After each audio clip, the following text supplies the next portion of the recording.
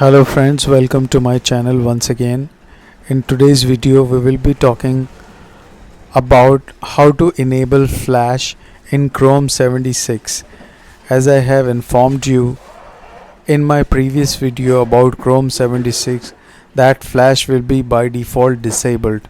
So there is a way to enable that, and that's what we will be learning in this video.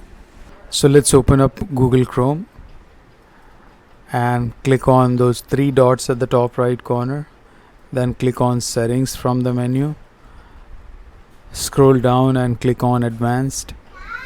Click on site settings and then click on Flash and click on it to enable the Flash. So this is how we can enable the Flash manually, and there is one more way to enable the Flash if we don't want to do it manually.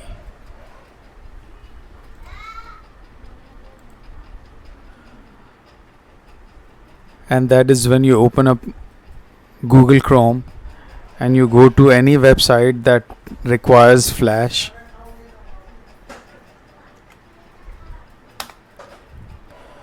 So you will get a pop-up at the top right corner. So you just need to click on that. It says Flash was blocked on this page. Click on manage. As soon as you click on manage, it takes you back to the same settings to enable Flash. So you can enable it from here and close that. So now when you click on this message, click to enable Adobe Flash Player, you will get a pop-up whether you want to allow Flash or block. So you can click on allow and it will let you proceed to view any Flash content. So I will close this.